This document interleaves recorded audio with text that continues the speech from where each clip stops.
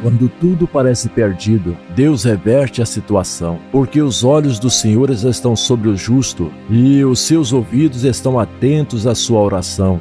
Mas o rosto do Senhor volta-se contra os que praticam mal. 1 Pedro capítulo 3 e o versículo 12.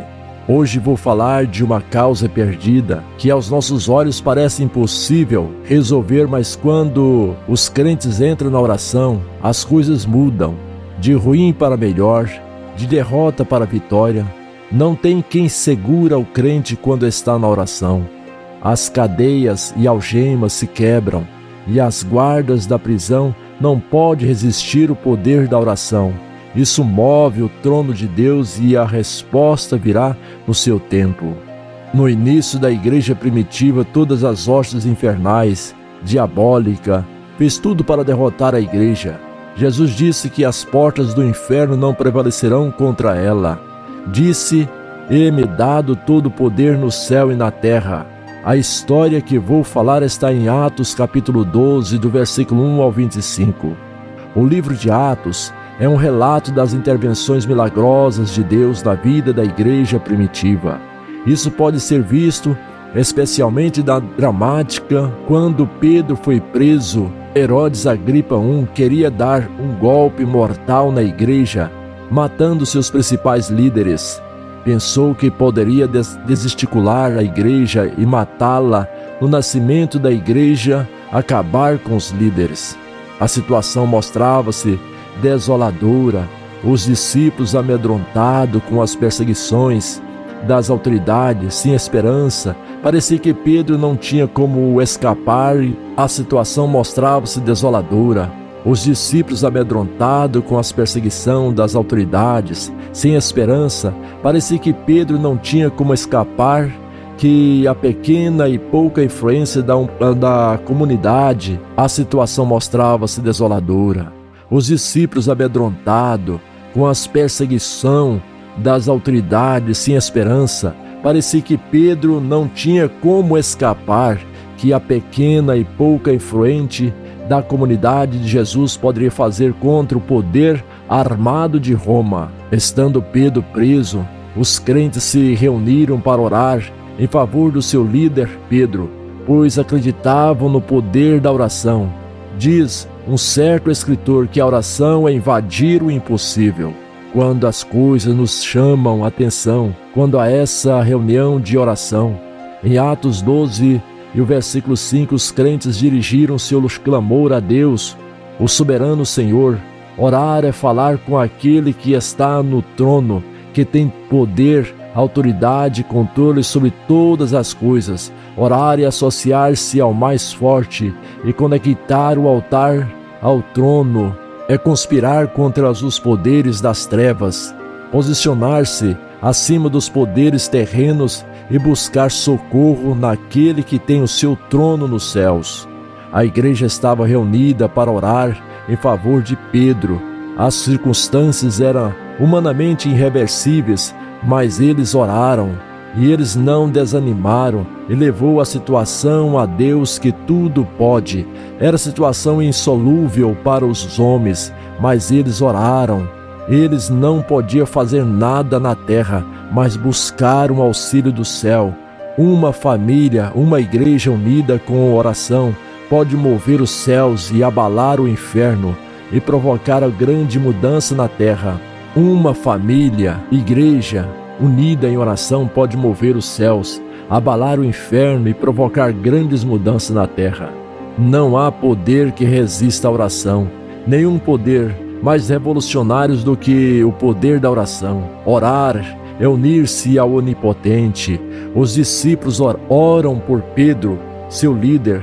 Oram quando, do ponto de vista humano, só um milagre pode livrar o apóstolo da morte.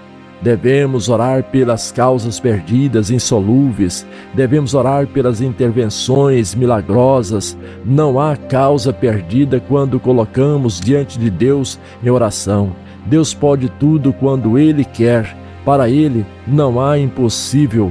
Ele é o Deus que fez e faz e fará maravilhas, quando quiser, onde quiser, com quem quiser, para o louvor de sua glória.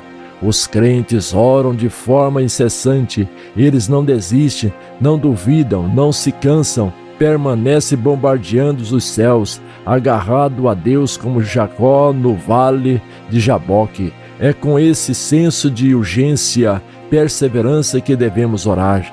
Havia naquela ocasião duas comunidades, o mundo e a igreja, cada uma fazendo uso de suas armas. De um lado estava o poder da espada e da prisão, do outro, a igreja em oração.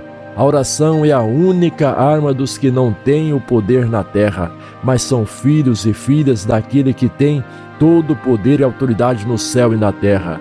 Deus ouviu a oração da igreja e livrou Pedro milagrosamente.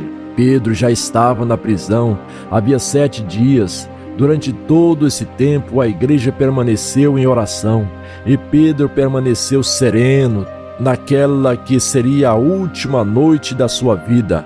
Pedro não se desesperou, ele estava preparado para morrer, mas Deus, na última hora, estende o seu braço forte e envia o seu anjo e tira Pedro do cárcere.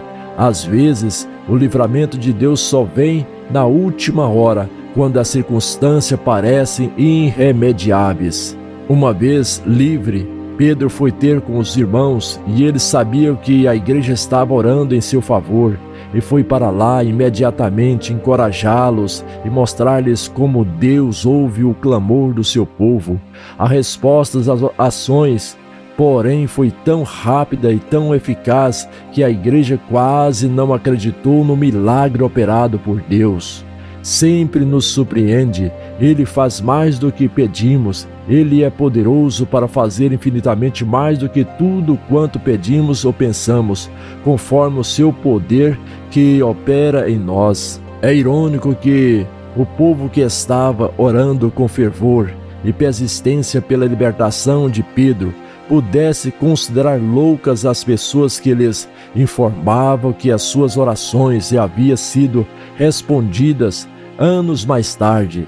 Pedro escreveu a sua primeira carta, possivelmente relembrando essas experiências vividas na prisão.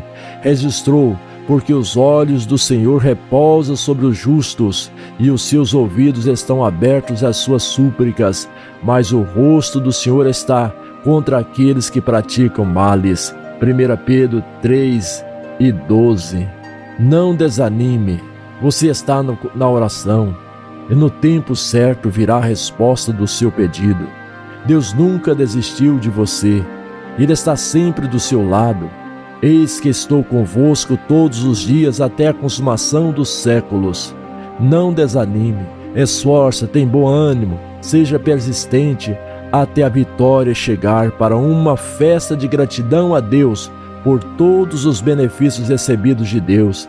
Que Deus te abençoe. Oremos a Deus. Pai, em nome de Jesus Cristo, eu te agradeço por tudo que o Senhor tem feito por nós. Os momentos difíceis das nossas jornadas, às vezes nossas condutas são erradas. Perdoa, Senhor, as nossas incompreensões e falhas. Mas graças a Deus que nos temos a Tua palavra para nos confortar e ensinar o caminho que devemos andar. Louvado seja o Teu nome, para sempre. Te agradecemos em nome de Jesus. Amém.